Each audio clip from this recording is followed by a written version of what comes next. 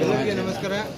ಇವತ್ತಿನ ದಿವಸ ನಮ್ಮ ಧರ್ಮಪತ್ನಿಯಾದ ಶ್ರೀ ಮಾಯಿ ಜಮೀನ್ ವರ್ತಿಯವರು ಮತ್ತು ಉಪಮೇಯರಾದಂಥ ದಿನೇಶ್ ಅವರು ನಾಮಪತ್ರ ಸಲ್ಲಿಸಲಿಕ್ಕೆ ನಮ್ಮ ಜೊತೆಯಲ್ಲಿ ನಮ್ಮ ಸದಸ್ಯರಾದಂಥ ಸದ್ದಾಂ ನಾಡೇವಾಲಿ ಅವರು, ಅಲ್ತಾಫ್ ಬೆಟ್ಗಿಯವರು, ಅಪ್ಪು ಪೂಜಾರಿ ಅವರು ಮತ್ತು ನಮ್ಮ ರಾಜು ಚೌಹಾಣ್ ಅವರು ಬಂಧಿಸಿ ನಾವು ತುಂಬಿದ್ದೇವೆ.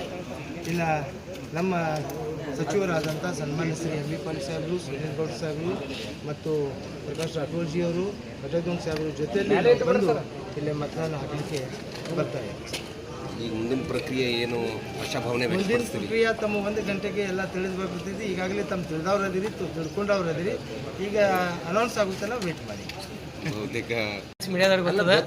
ಬಟ್ ಏನಾಗ್ತದೆ ಅಂದ್ರೆ, ಈಗ ಗೆಲುವು ಆಗ್ಬೇಕಂತ ಎಲ್ಲರೂ ಆಸೆ ಇರ್ತದೆ. ಅತಿ ಹೆಚ್ಚು ಮಹಾನಗರ ಪಾಲಿಕೆ ಸದಸ್ಯರು ಬಂದದ್ದು ಭಾರತೀಯ ಜನತಾ ಪಕ್ಷದಿಂದ. ಸುಮಾರು 40 ವರ್ಷ ಆಯಿತು. ಅಷ್ಟು ಹೆಚ್ಚಿನ ಸಂಖ್ಯೆಯಲ್ಲಿ ಸದಸ್ಯರನ್ನು ಆಯ್ಕೆ ಆಗಲಿಲ್ಲ. ಈ ಸಲ ಆಗಿದ್ದೇವೆ.